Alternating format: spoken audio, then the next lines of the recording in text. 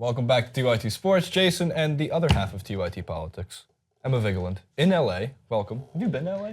I have, I was like 14, and you don't really get the exact feel of LA when you're kind of in the backseat of a car because you can't even sit in the front yet. I was undersized. That's just Did you go to Disneyland? my personal issues. No, Disney World's where it's at. I didn't go to Disneyland. In Orlando? Yeah, because it's bigger and you got the different worlds. You can go to. Very passionate about it. I'm passionate about it. Yeah. All right, so it's been a while since we talked a little bit about the NFL, but the Patriots and the whole concept of this clip is why do teams consistently want to make the Patriots better? The Brandin Cooks trade that went through over the weekend was the Patriots get Brandin Cooks from the Saints and a 4th round pick, and the Saints get the 32nd pick in the draft, which is technically the 1st round. And a 3rd round pick, and as Dan, our EP, has pointed out, the 3rd and the 4th are essentially a wash. They're 5-6 picks from each other, 15 picks from each other. So, which means the Patriots will find the next Tom Brady, and the Saints will find the next. Let's go with Marquise Colston. Marquise Colston, great. We'll go with that reference.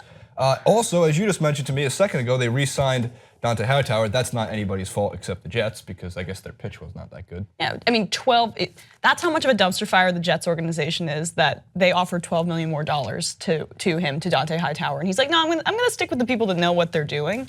I feel like a lot of the Patriots pitch, like there's obviously like a type of player that they look for because most teams want an explosive free agent or make a deal for an explosive player. Cooks actually fits that mold, and every so often, they do want to sign an explosive offensive talent. Right. They turned LeGarrette Blount into one. I don't know how, but he was never the leading scorer in terms of touchdowns from the backfield like he was last year. And they probably not going to re-sign him.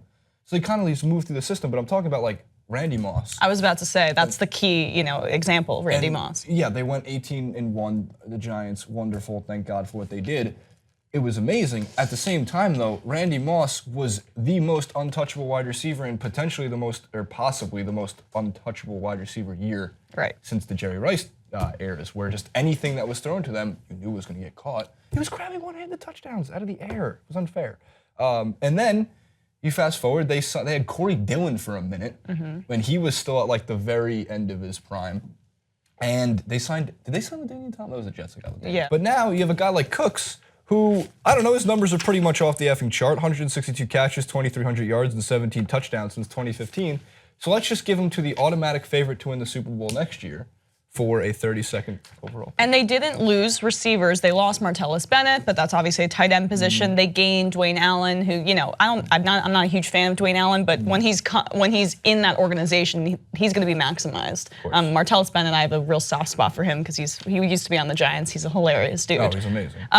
So both of them. We have Michael Bennett in the booth. Right. There we go. So they didn't lose anything at wide receiver. They just gained one of the most up-and-coming, the best wide receivers in the game, Brandin Cooks, who had a great season with Drew Brees. So now you still have Chris Hogan in the slot, who came out of nowhere, lacrosse player, 20 miles from me. Yeah, Is he Jersey? He's Jersey. He's Wyckoff, and he coached my best friend's boyfriend in lacrosse. Yeah, so where did they find these guys? I know. So Chris Hogan, who's fast and gritty, as they say, and the offense is going to be even more explosive than it was last year.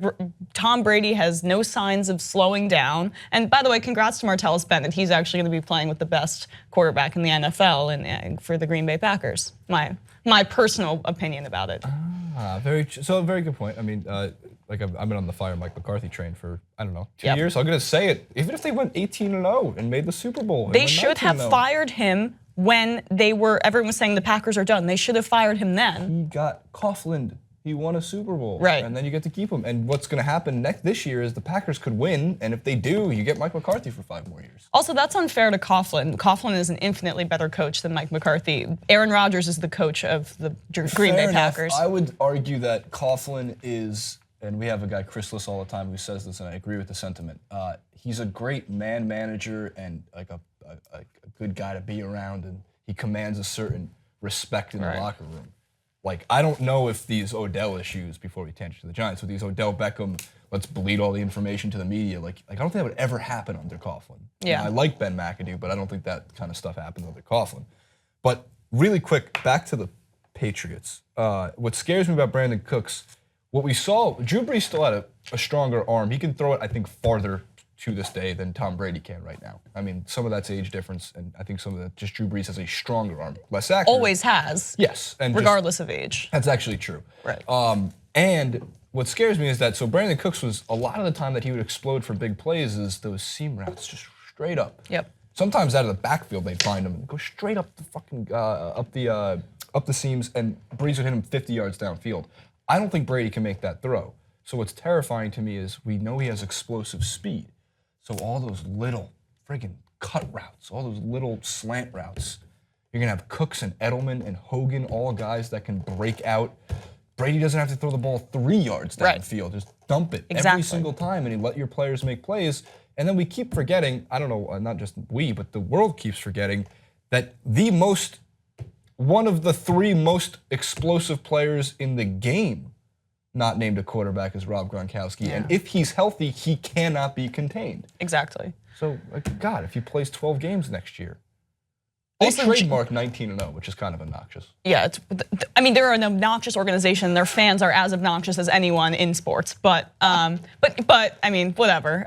We won. I'm trying to find out what's going to trigger you to just go completely off on the team. James White is actually not anything to sniff at either, or to turn your nose up at either. Yeah, and guess out what? of the backfield. Like we were joking before the show, like whatever 4th round pick they're going to take is going to be, Ben White, his brother from Northeastern, who doesn't have a football team, I don't think. But that's the thing about the Patriots. They don't need draft picks. That's why they can give up whatever those draft picks for, even though they were kind of meaningless, for someone like Brandin Cooks. And they draft based on their formula that no one has been able to figure out in this entire time of, in the Belichick-Brady era.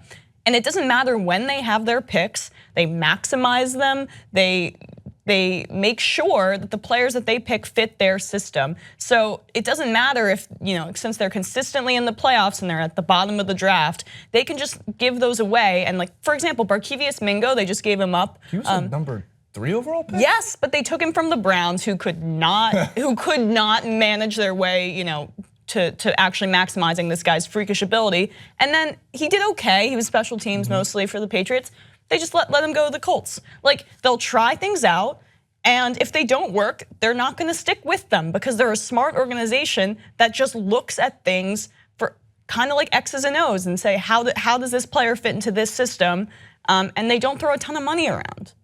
It's infuriating. It's infuriating and it's annoying, and every single Patriots fan is pretty insufferable. But you know what? You kind of you deserve to be happy, I guess. Do you hear this? It's like JR when JR comes on all the time, and JR cannot stand the Patriots because of their fans, not because he doesn't like Tom Brady. No, because of their fans. Well, they're so entitled, and the way they share every Brady montage on Facebook, oh my God, he is. All right, well come on, I actually really like Tom Brady. I'm a Patriots defender because I think Tom Brady's great. You ever see the compilation of him running? He made that. No, it's funny, but it's so manufactured that it's a little annoying. You don't see Aaron Rodgers making montages of himself. Perfect kids. Perfect. No. No, you have to watch Jordan Rodgers on The Bachelor. Oh my God. Did you watch? I actually, please don't spoil who won because I haven't had the time. Is he still on the show? No, he won. That was The Bachelorette. Come on, Jason. I don't know. Actually, very progressive society. You can do Bachelor, Bachelorette. They can coexist with each other. Comment below, favorite, and subscribe. Why do teams like the Saints want to make the Patriots better? Why does every team in the league want to make the Patriots better? Except for the Giants. No, yeah, we don't want to make the Patriots better. We don't. We make them lose. But Bill Belichick did have a Super Bowl with us. We forgot about that.